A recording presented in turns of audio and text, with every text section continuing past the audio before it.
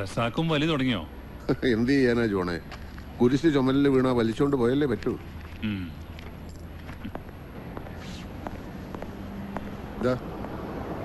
ഒരു പാക്കറ്റേ വാങ്ങുള്ളൂ.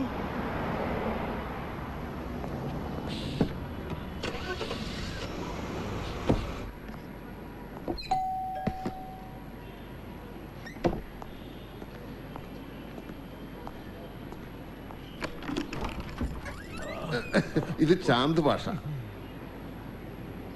പ്ലാസ്റ്റർ വെട്ടുന്നത് വരെ ഇവിടെ കാണും. ചാന്ത് ഭാഷ വരും.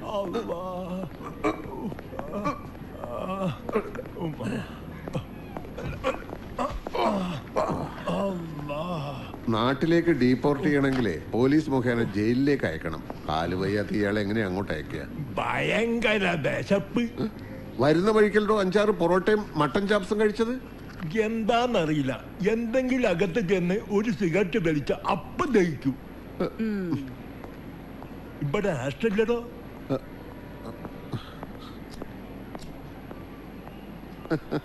ആളൊരു പാവ. കെട്ടിയ പെണ്ണിന് പോലും വേണ്ടാന്നുള്ള ഒരു കുഴപ്പേ ഉള്ളൂ. കാസർഗോഡ് ഉപ്പളയല്ല.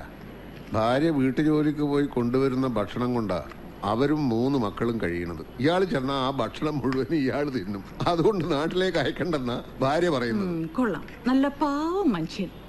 റസാക്ക, പരോപകാരവും സാമൂഹ്യ പ്രവർത്തനമൊക്കെ വീടിന് പുറത്ത് അകത്തേക്ക് കൊണ്ടുവരണ്ട. ആകെ കിളിക്കൂട് പോലെ ഇത്തിരി സ്ഥലമുള്ളൂ. അന്യനായ ഒരാളെ താമസിക്കാൻ വന്ന ബാക്കിയുള്ളവർക്ക് എങ്ങനെ സ്വസ്ഥമായിട്ട് പെരുമാറാൻ പറ്റുക? മാത്രമല്ല, രേഖയില്ലാതെ ഒരാളെ താമസിപ്പിക്കുന്നത് നിയമവിരുദ്ധമല്ലേ? എന്റെ സെറീന, ഒന്ന് അഡ്ജസ്റ്റ് ചെയ്യ്. ഞാൻ ഏറ്റുപോയ കേസല്ലേ, വഴിയിലിട്ട് പോവാൻ പറ്റുമോ? മക്കൾ സ്കൂളിൽ നിന്ന് വരുമ്പോഴേക്കും കുറച്ചുകൂടെ അരി അടുപ്പത്തിട്ടോ, അല്ലെങ്കിൽ അവർക്ക് ചോറുണ്ടാവില്ല. ഹലോ, പറ വർഗീസേ. ആ അതെ, ഉസ്മാൻ. കണ്ടുപിടിച്ചോ? എവിടെ? ഞാനിത് ഇപ്പൊ അങ്ങോട്ട് വരാം. ഇതിനല്ലടോ ഞാൻ ആഷ് ചോദിച്ചേ. സെറീന, ഞാൻ കുറച്ച് ലേറ്റ് ആവും. ഒരു കാര്യം ചെയ്യ്, 2 മുട്ട എടുത്ത് ഒരു ഓംലെറ്റ് ഉണ്ടാക്കി കൊടുക്ക്. അയാൾ ആദ്യമായിട്ട് വീട്ടിൽ വന്നതല്ലേ. എനിക്ക് എരിവിത്തിരി കൂടുതൽ വേണം, അതൊന്ന് പറഞ്ഞേക്ക്. കുറച്ച് ചായ ഉണ്ടാക്കി പ്ലാസ്റ്റിക്കിൽ വെച്ചേക്ക്. നിക്കേ ഇടക്കിടക്ക് ചായ കുടിക്കണ ശീലുണ്ട്.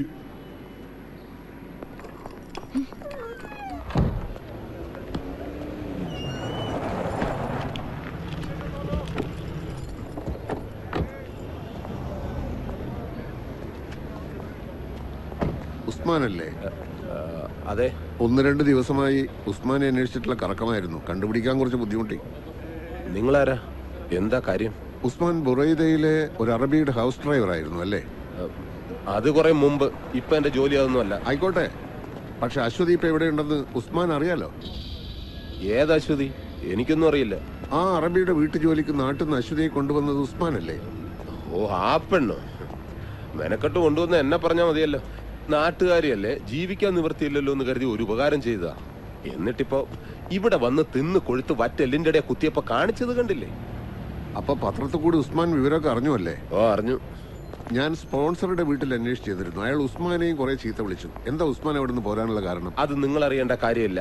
അപ്പൊ അറബിയുടെ വീട്ടിൽ നിന്ന് പണവും ആഭരണങ്ങളുമായി അശ്വതി ചാടി പോകുന്നതില് ഉസ്മാന് യാതൊരു പങ്കുമില്ലല്ലേ? അത് ശരി. ഇപ്പൊ ആ ഉത്തരവാദിത്വം കൂടെ എന്റെ തലയെ കെട്ടി വെക്കാനാ ഭാവം?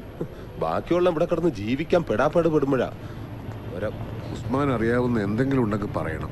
ഒരു പാവം പെണ്ണിനെ അപകടത്തിൽ നിന്ന് രക്ഷിക്കാൻ കഴിഞ്ഞാൽ. രക്ഷിക്കാൻ വേണ്ടിട്ട് അതിനെ നാട്ടിൽ നിന്ന് ഇങ്ങോട്ട് കെട്ടിയെടുത്തത്. ഇനിയും രക്ഷിക്കാൻ നടന്നു കുടുങ്ങാൻ എന്നെ കൊണ്ട് വയ്യ ചേട്ടന്മാരെ.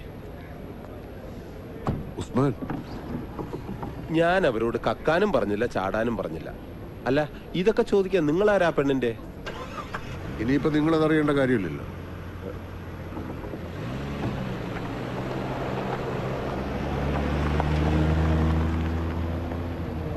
അവൻ പറഞ്ഞത് നീ വിശ്വസിക്കുന്നുണ്ടോ വർഗീസ്? എവിടെ?